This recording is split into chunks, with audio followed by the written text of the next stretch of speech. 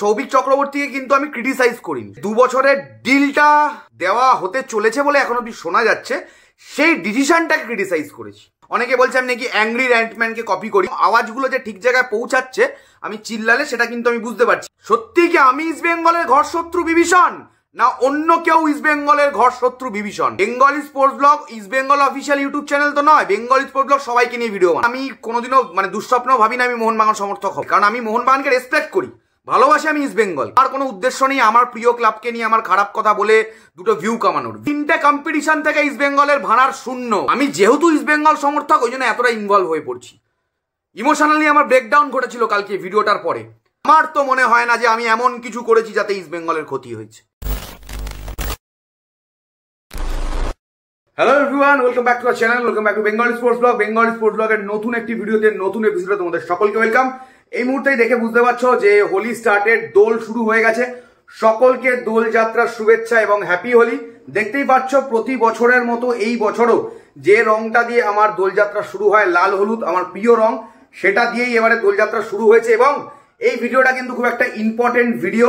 এবং কালকের যে চিল্লা চিল্লির ভিডিও, অনেক একটা ফ্রাস্ট্রেটেড ভিডিও বানিয়েছিলাম গাইজ। আমি জানি না যে কালকে আমার কি হয়েছিল, এফসি চ্যালেঞ্জ লিগে হারের পর অনেকে বলছে আমি পাগল হয়ে গেছিলাম। কি হয়েছিল সবকিছুই এই ভিডিওতে বলবো। এবং আজকে একজন বিভীষণের গল্প বলবো। তোমাদেরকে খুঁজে বার করতে হবে, তোমাদেরকে বুঝে নিতে হবে সেই বিভীষণটা কে। মুখটুক ইচিং হচ্ছে, জ্বালা জ্বালা করছে। আমি একটু ফ্রেশ হয়ে আসছি। তো guys, I am back again, fresh হয়ে চলে এলাম। এবং এই মুহূর্তে আমার ভিডিওগুলো, বেঙ্গলি স্পোর্টস ব্লগে আমার ভিডিওগুলো কিন্তু সবার হেডলাইন্সে হিট করছে, আমি শুনতে পাচ্ছি বিভিন্ন জায়গায়, যেটা কোয়াইট ইন্টারেস্টিং। এবং আমি ব্যাপারটা খুব এনজয় করছি। কালকের ভিডিওটা ইস্ট বেঙ্গল হেরে যাওয়ার পরে আমি একটু অনেকেই বলছিল যে আমি পাগল টাগল হয়ে গেছিলাম, যেরকম বললাম ভিডিও শুরুতেই। না, পাগল হইনি। ওটা হচ্ছে কি বলতো, একটা সমর্থকের আর্তনাদ। সমর্থক কি বলতো, আমি আজকে যখন বেঙ্গলি স্পোর্টস ব্লগের ভিডিও বানাই, বেঙ্গলি স্পোর্টস ব্লগ ইউটিউব চ্যানেলে যেখানে তোমরা দেখছো, অর ইনস্টাগ্রাম অর ফেসবুক, যেখানেই আমি সোশ্যাল মিডিয়াতে ভিডিও বানাই, সেটা অনেক 1 বছর 1.5 বছর আগে শুরু হয়েছে। আমি ছোট থেকে একজন east Bengal supporter. East Bengal হাঁটতে দেখতে আমি যন্ত্রণায় কি বলবো, সেটা থেকেই বেরিয়েছি। নাথিং স্ক্রিপ্টেড, আনলাইক আদার্স, ঠিক আছে। তো সেরকম স্ক্রিপ্টেড কিছু ছিল না। তো কালকে আমি একটা ছোট্ট জিনিস বলবো। সৌভিক চক্রবর্তীকে কিন্তু আমি ক্রিটিসাইজ করিনি। সৌভিক চক্রবর্তীকে যে 2 বছরের ডিলটা দেওয়া হতে চলেছে বলে এখন অব্দি শোনা যাচ্ছে, সেই ডিসিশনটাকে ক্রিটিসাইজ করেছি, বুঝতে পারলে। এবং সৌভিক চক্রবর্তী কালকে যে পেনাল্টিটা, ওনার জন্য যে পেনাল্টিটা হয়েছিল সৌভিক চক্রবর্তীর জন্য, সেটা খেলার পার্ট অ্যান্ড পার্সেল হিসাবে আমি ধরেছি। সেখানেও কিন্তু আমি সৌভিক চক্রবর্তীকে বিশাল কিছু ক্রিটিসাইজ করিনি, ওকে। এবং সৌভিক চক্রবর্তীর রিফ্লেক্স স্লো হয়ে গেছে, এটা এক্সপেক্টেড এজ হয়ে গেছে, ঠিক আছে। তো নেক্সট 2 বছরে ইস্ট বেঙ্গলকে কতটা সার্ভিস দিতে পারবে, যদি ইস্ট বেঙ্গল কারণ এখনো তো অফিসিয়াল অ্যানাউন্সমেন্ট হয়নি সৌভিক চক্রবর্তীর যে 2 বছরে এক্সটেন্ড হচ্ছে, সবই খবর আমাদের কাছে রয়েছে। তো যদি হয় জানি না কতটা সার্ভিস দিতে পারবে। তো সৌভিক চক্রবর্তীর যারা ফ্যান, অনেকেই রেগে গেছে আমার উপরে। আমি ভাই সৌভিক চক্রবর্তীকে ক্রিটিসাইজ করিনি। সৌভিকের যতটা কোয়ালিটি ইন্ডিয়ান সুপার লিগে এফসি টুর্নামেন্টে ভালো করতে গেলে লাগে 10, এক্সাম্পল বলছি, সৌভিকের কোয়ালিটি 5। তো সৌভিক খেলছে 4-5, যখন পাচ্ছে দিচ্ছে, কোনো ম্যাচে 3, রেজাল্টটাও তাই হচ্ছে। এটাই আমার বক্তব্য ছিল, বুঝতে পারছি, আশা করি ক্লিয়ার করে দিয়েছি। এবং আরেকটা জিনিস আমি বলছি, আমি তোমাদের থেকে বিভিন্ন ফিডব্যাক পাচ্ছি ইস্ট বেঙ্গলের এই কারেন্ট সিচুয়েশন। আমার না ভিডিওগুলো যদি তোমরা দেখবে, আমি অনেকে বলে আমি ভাঁটবো কি, আমি চেল্লাই, বিভিন্ন রকম কথা অনেকে বলে। সেটা যার ব্যক্তিগত ব্যাপার মনে হতেই পারে। অনেকে বলছে আমি নাকি অ্যাংরি র্যান্টম্যানকে কপি করি। তো অ্যাংরি র্যান্টম্যান এই মুহূর্তে আমাদের মধ্যে নেই যদিও, তবে আমি অ্যাংরি র্যান্টম্যানকে কপি করি না। কারণ অ্যাংরি র্যান্টম্যানের ভিডিও যারা দেখেছি আমরা জানি ওর সব ভিডিওই ও চিল্লে করতো। আমার সব ভিডিও চিল্লাতে হয় না, চেল্লাই না, আমি মাঝে মাঝে চিল্লাতে হয়, কারণ আওয়াজটা তো পৌঁছায় না। এবং আওয়াজগুলো যে ঠিক জায়গায় পৌঁছাচ্ছে আমি চিল্লালে, সেটা কিন্তু আমি বুঝতে পারছি এই মুহূর্তে। এবং সব থেকে যেটা ইন্টারেস্টিং, আমার ভিডিওগুলো যদি দেখো তোমরা, প্রিভিয়াস 10টা 15টা 20টা ভিডিও যদি গিয়ে দেখো পিছনে, দেখবে আমি যে কথাগুলো বলে এসেছি, ক্লেটন সিলভাকে রেখে আমরা ভুল করছি, ক্লেটনকে আমরা হোল্ড করছি, ইঞ্জেকশন দিয়ে ক্লেটনকে খেলানোর চেষ্টা হচ্ছে, সেটা কিন্তু তোমরা দেখতে পেয়েছো। রিচার্ড সেলিস যে একজন আনফিট প্লেয়ারকে আনা হয়েছে, সেটাও কিন্তু তোমরা 2টো ম্যাচের পারফরমেন্সে দেখতে পেয়েছো। ইজ নট ফিট, একদমই ফিট নয়, সেটাও তোমরা দেখতে পেয়েছো। এবং অনেকে বলছে এই মুহূর্তে, আমি সবার রিপ্লাইগুলো আজকে করে দিচ্ছি এই ভিডিওর মাধ্যমে, যে আমি নাকি ইস্ট বেঙ্গলের ঘর শত্রু বিভীষণ। সত্যি কি আমি ইস্ট বেঙ্গলের ঘর শত্রু বিভীষণ, না অন্য কেউ ইস্ট বেঙ্গলের ঘর শত্রু Bibhishan?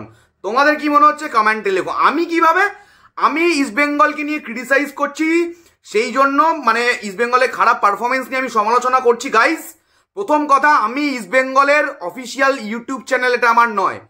Bengali sports blog East Bengal official YouTube channel তো নয়। বেঙ্গলি স্পোর্টস ব্লগ সবাইকে নিয়ে ভিডিও বানায়, আর বেঙ্গলি স্পোর্টস ব্লগের মানে অধিকার আছে শালীনতা বজায় রেখে যাকে ইচ্ছে ক্রিটিসাইজ করা, সমালোচনা করা, প্রশংসা করা, সেটা ব্যক্তিগত স্বাধীনতার মানে ক্ষেত্রে আমি বলবো এটা আমি করতে পারি।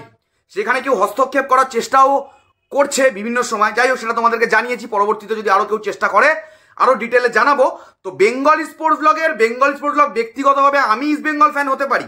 ইস্ট বেঙ্গল খারাপ খেললে তার সমালোচনা আমরা করব, আমি তো করব। এবং আমি জানি না, আমাকে অনেকে বলছে যে আমি মাচা হয়ে গেছি, যেটা বারবার আমি প্রায় ভিডিওতে এসে বলি। মানে আমার প্রথম কথা, আমি কোনোদিনও মানে দুঃস্বপ্নও ভাবি না আমি মোহনবাগান সমর্থক হব, ঠিক আছে? কারণ আমি মোহনবাগানকে রেসপেক্ট করি, ভালোবাসি আমি ইস্ট বেঙ্গলকে, ঠিক আছে? এইটা একটা কিছু মানে সুবিধাবাদী লোকজন, ঠিক আছে, যাদের আর বললাম না, তো তারা একটু ছড়ানোর চেষ্টা করছে। তো আমার প্রয়োজনীয়তা নেই। আমি কোনো স্বার্থ নিয়ে কোনো দলকে সমর্থন করি না। এবং যারা আমাকে ইউটিউবের বাইরে চেনে তারা জানে যে আমি কত বছর ধরে মাঠে রোদ জল বৃষ্টিতে টিকিট কেটে খেলা দেখতে যাই। কেউ যদি ভালোবেসে একটা টিকিট দেয় কোনো দাদা বা ভাই, তখন বলি থ্যাংক ইউ সো মাচ, তাদের টিকিটেও গেছি। বাট 10টার মধ্যে আমি বলছি 8টা ম্যাচে আমি টিকিট কেটে দেখতে যাই, 9টা ম্যাচে আমি টিকিট কেটে দেখতে যাই। ওই 10 নম্বর ম্যাচে যদি কেউ আমায় বলে এই না একটা টিকিট আছে, যা চলে যা, আজকে চলে গেছি বহুবার, কিন্তু টিকিটের জন্য কারুর কাছে আমাকে হাপিত্তাস করতে হয় না, আজ অব্দি হয়নি, আশা করছি ভবিষ্যতেও হবে না, তোমাদের ভালোবাসা যদি এভাবেই মানে চলতে থাকে। তো যেটা বলছিলাম, তো আমার কোনো উদ্দেশ্য নেই, আমার প্রিয় ক্লাবকে নিয়ে আমার খারাপ কথা বলে দুটো ভিউ কামানোর। ভিউ আমি এমনিতেই কামাই, আমি ব্লগ বানিয়েও ভিউ কামাই। তোমরা ভালোবেসে দেখো আগুন ব্লগ, তোমরা যারা বলো। অনেকে বলছে না মোহনবাগান আমার জন্য সুযোগ পেয়ে যাচ্ছে ইস্ট বেঙ্গলকে ছোট করার, ট্রোল করার। আমার জন্য সুযোগ পাচ্ছে না, ইস্ট বেঙ্গলের বাজে পারফরমেন্সের জন্য পাচ্ছে। মাইন্ডে এটা ঢুকিয়ে নাও, আমার জন্য নয়। ইস্ট বেঙ্গল বাজে পারফরমেন্স করছে বছরের পর বছর। এই বছর প্রতিটা 3টে কম্পিটিশন থেকে ইস্ট বেঙ্গলের ভাড়ার শূন্য। Durand cup, Indian super league and কালকের এএফসি কম্পিটিশন।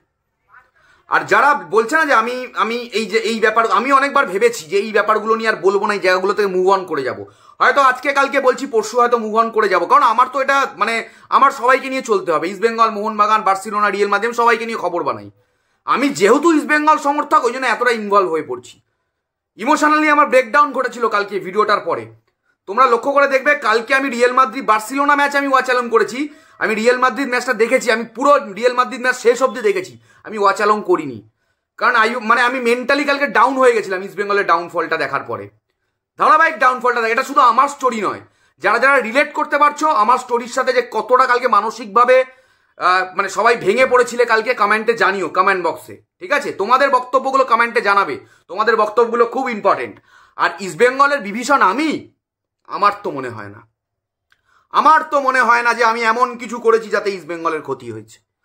আমার মনে হয় যদি মানে লিস্টে অনেকের নাম থাকতে পারে যাদের কার্যকলাপের জন্য ইস্ট বেঙ্গলের ক্ষতি হয়েছে বা হচ্ছে, ঠিক আছে? আমি কোনো ব্যক্তিকে কখনো আক্রমণ করতে পছন্দ করি না, ভবিষ্যতেও করব না। আশা করব ক্লেটনকে আমরা ঠিকভাবে গুড বাই করব, রিচার্ড সেলিসকে গুড বাই করব, বাকি বেশিরভাগ বিদেশি ভারতীয় কিছু প্লেয়ারকে গুড বাই করে নতুন প্লেয়ারদের নেব। পরবর্তীতে ট্রান্সফার মার্কেটের বেশ কিছু কানেকশন নিয়ে ভিডিও আসতে চলেছে আমার চ্যানেলে, নজর রেখো বেঙ্গলি স্পোর্টস ব্লগকে। আর আমার উদ্দেশ্য নয় কোনো ব্যক্তিকে আক্রমণ করা, কোনো গ্রুপ অফ পিপলকে আক্রমণ করা। আমার একটাই উদ্দেশ্য, বিশ্বাস করো, আমার দল যাকে আমি নিঃস্বার্থভাবে এতদিন ধরে ভালোবেসে এসেছি, ছোট থেকে ভালোবেসে এসেছি, আমরা সকলেই ভালোবাসি তার জয় দেখা, তার জিততে দেখা। এবং আমি একটাই কথা বলি, আমি প্রচুর ম্যানেজমেন্টকে ক্রিটিসাইজ করেছি।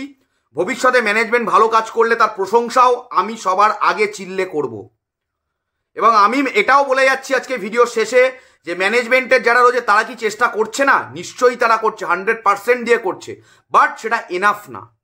আমাদের রেজাল্ট এনে দিতে হবে, চেষ্টাটাই সব নয়, রেজাল্ট এনে দিতে হবে।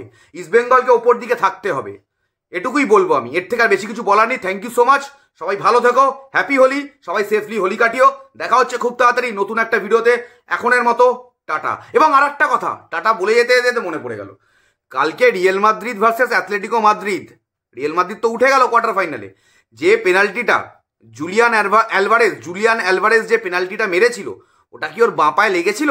আমার মনে হয় স্লাইটেস্ট একটা টাচ ছিল। তোমাদের কি মনে হয় কমেন্টে জানিও। চলো টাটা।